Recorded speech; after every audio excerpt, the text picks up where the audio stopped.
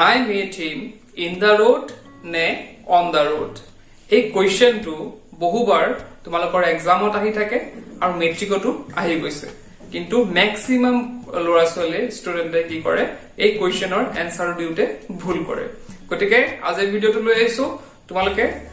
ভিডিওটো কমপ্লিট চোৱা তোমালোকৰ এই কোৱেশ্চনৰ এনসাৰ আজি ক্লিয়াৰ হৈ যাব গতিকে this is Prasanjit from You Can Learn.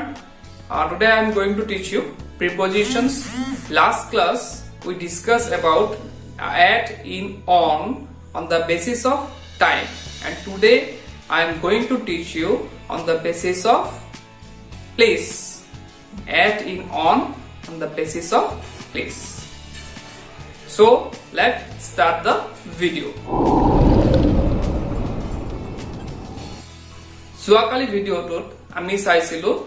যে টাইমৰ ক্ষেত্ৰত এট ইন আৰু অনৰ ব্যৱহাৰ কেনেধৰণে কৰিব লাগে ভিডিওটো যদি চোৱা নাই তোমালোকে এবাৰ চাই লবা আৰু আজি আমি শিকিবলৈ গৈ আছো এট ইন আৰু অনে প্লেসৰ ক্ষেত্ৰত অৰ্থাৎ স্থানৰ ক্ষেত্ৰত কেনেধৰণে ব্যৱহাৰ কৰিব লাগে এতিয়া চাই লওয়া প্ৰথমতে এটৰ আমি কেনেধৰণে ব্যৱহাৰ কৰো প্লেসৰ ক্ষেত্ৰত দেখা পাইছা এটৰ ব্যৱহাৰ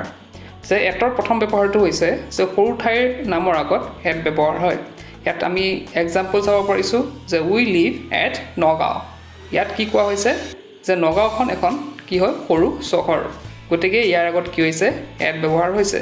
তাৰ পিছৰটো আছে আই মেট জন এট বিজেন্দ্ৰ নগৰ এখন ইয়াতো সৰু নগৰ এখন বা চহৰ এখনৰ কথা কোৱা হৈছে গতিকে ইয়াতো কি হৈছে এট ব্যৱহাৰ হৈছে এটৰ পিছৰ ব্যৱহাৰটো হৈছে যে হোটেল ষ্টেচন মাৰ্কেট শ্বপ আদিৰ আগত এট ব্যৱহাৰ হয় এটা এক্সাম্পলত দেখিব পাৰিছা হি এৰাইভড এট দ্য ষ্টেচন ইয়াত কি কৈছে ষ্টেচনৰ কথা কৈছে সেইকাৰণে ইয়াৰ আগত কি বহিছে এট বহিছে তাৰ পিছৰ এক্সাম্পলটো আছে we met a stranger at the coffee shop ইয়াতো এখন শ্বপৰ কথা কোৱা হৈছে গতিকে ইয়াতো কি বহিছে এট বহিছে আমাৰ পিছৰ ইউজটো আছে প্ৰসিদ্ধ ঠাইৰ আগত এট বহে যে ইয়াত কি কৈছে প্ৰথম এক্সাম্পলটো yesterday we went at Taj Mahal আমি যোৱাকালি তাজমহল চাবলৈ গৈছিলো ইয়াত তাজমহলৰ আগত কি বহিছে এট বহিছে যেহেতু তাজমহল বিশ্ববিখ্যাত তাৰপিছত আছে he lives at বৰদোৱা এখন প্ৰসিদ্ধ ঠাই গতিকে ইয়াৰ আগতো কি হৈছে এট ব্যৱহাৰ হৈছে এতিয়া আমি গম পালো যে সৰু ঠাই আৰু বিশিষ্ট ঠাই অৰ্থাৎ প্ৰসিদ্ধ ঠাই হলে আমি তাত এট ব্যৱহাৰ কৰো এতিয়া আমি চাই লম যে আমি ইন কোড ব্যৱহাৰ কৰো এতিয়া আমি চাই লম ইনৰ ব্যৱহাৰ প্ৰথম ইয়াত ব্যৱহাৰটো দিছে যে ইন ডাঙৰ ঠাই দেশ প্ৰদেশ আৰু মহানগৰ আদি নামৰ আগত ইন ব্যৱহাৰ হয় ইয়াত প্ৰথম এক্সাম্পলটো আছে the one on rhino is found only in Assam ইয়াত যেহেতু অসম এখন ৰাজ্য গতিকে ইয়াৰ আগত কি বহিছে ইন ব্যৱহাৰ হৈছে তাৰ পিছৰ এক্সাম্পলটো আছে there are many caste and communities living in India ইয়াত ইণ্ডিয়া যেহেতু এখন দেশ গতিকে আগতে কি হৈছে